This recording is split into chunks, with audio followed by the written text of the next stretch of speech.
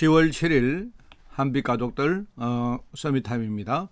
오늘 봉독할 하나님의 말씀은 마태복음 8장 14절부터 17절, 제가 가진 성경으로 신약성경 12쪽의 말씀이 나옵니다.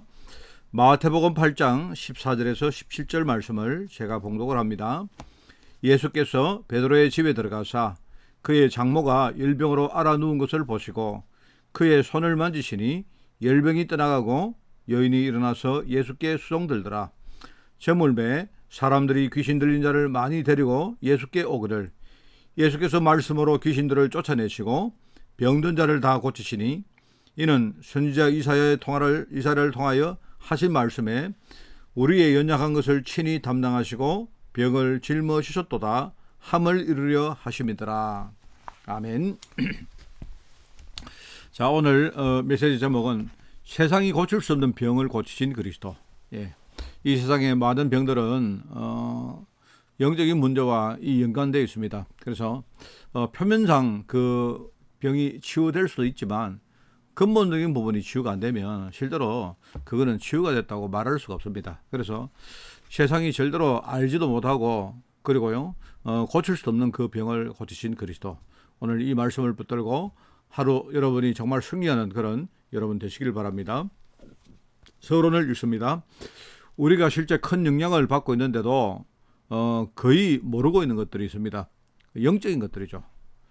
그 무속인들이 수많은 사람을 지금요 거기 영향을 줘서 움직이고 있습니다. 무속인들이 알고 있는 영적 그 지식은 사실은 굉장히 지엽적이고 그리고 아주 편협된 것이고 또 좀 속된 말로 아예 틀린 것들이 많습니다.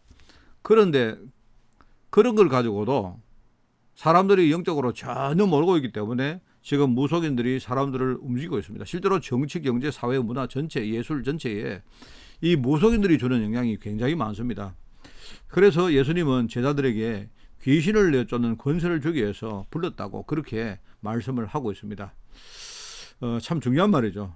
그리고 실제로 그냥 말씀으로 끝낸 게 아니고 실제로 귀신을 쫓아내시고 병든 자를 치유했습니다. 오늘 보니까 모든 병은 창세기 3장에 나오는 하나님을 떠난 그 이후로 그 결과로 온 것이다.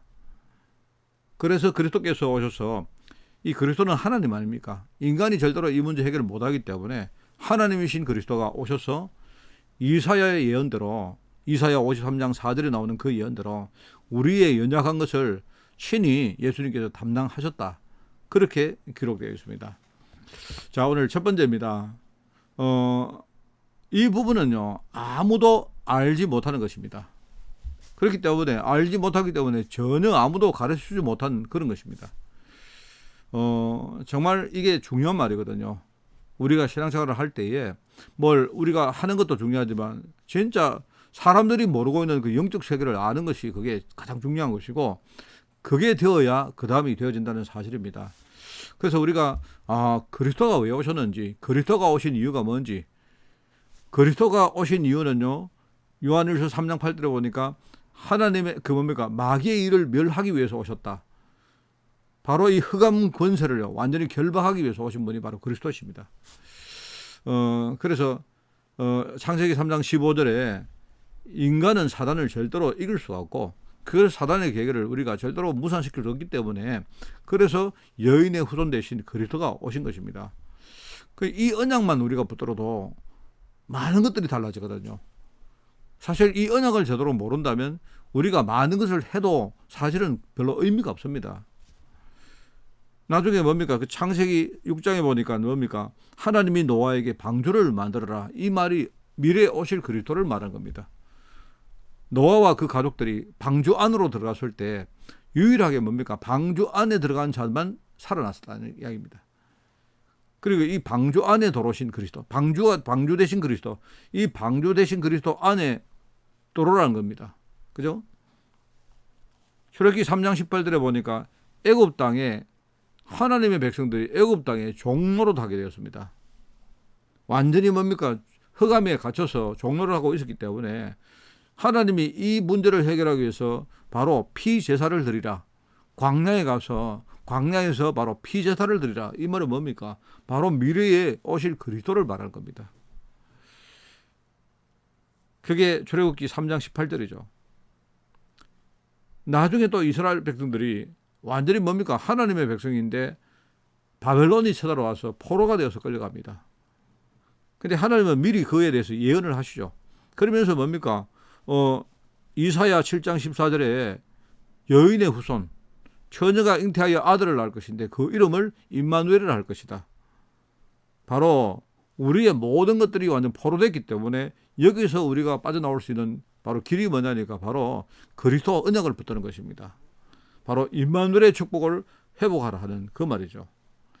이런 것들이 나중에 이제 점점 시대를 거슬러 가다가 뭡니까? 나중에 신약 시대에 와서 바로 예수님 제자인 베드로가 마태복음 16장 16절에 주는 그리스도시요 살아계신 하나님의 아들이십니다. 이렇게 고백합니다. 그 주님이 최고로 기뻐하시면서 뭡니까? 가장 큰 축복을 하는 주님이 주시죠.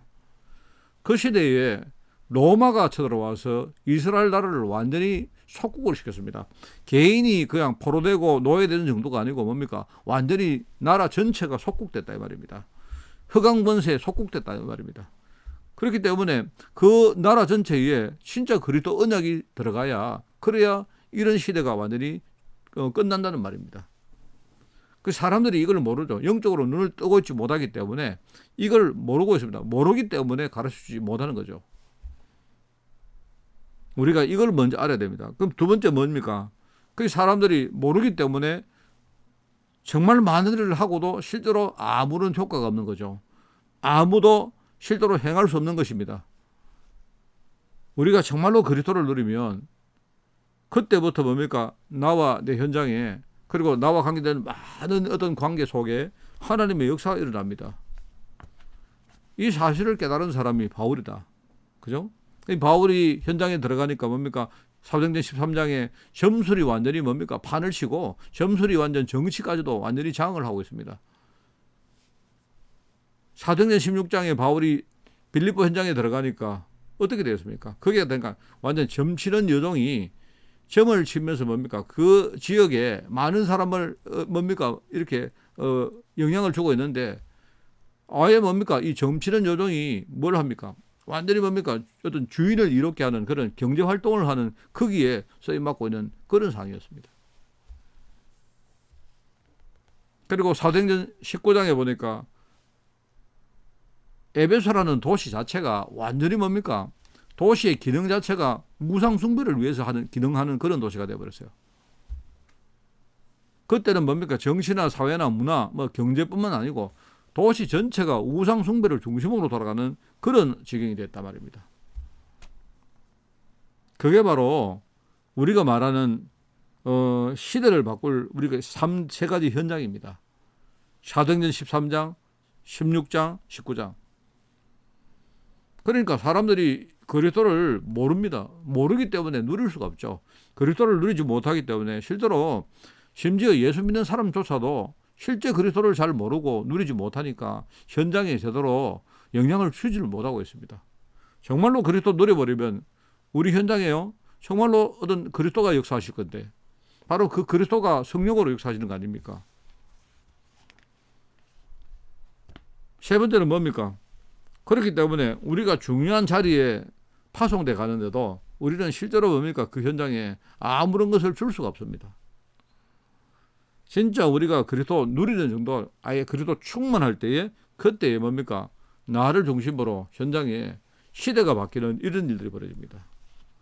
부활하신 주님이 뭐랍니까? 하늘과 땅의 권세를 주님이 하나님께서 내게 주셨으니 내가 너희와 세상 끝날까지 너희와 항상 함께 할 것이다. 약속했습니다. 그게 마태복음 말씀입니다. 마가복음에 우리에게 사명 주시면서 뭡니까? 예수 이름으로 병든 자를 치유해라.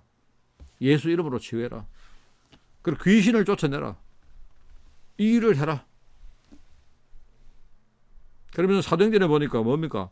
오직 성령 충만 받으면 너희가 위로부터 주시는 권능을 받고 사람 살릴 정인으로 서게 될 것이다. 그 사도행전 1장 8절의 말씀은 다름이 아니고 누가복음 마지막에 나오는 그 주님이 약속한 내용입니다. 내가 성령 충만 될 때까지 너희는 이성에 기다리라. 너희들이 성령 충만 받으면 너희들이 진짜 정의의 인생을 살 수가 있다. 그게 사도행전 1장 8절에 실제로 성취됐다는 말입니다.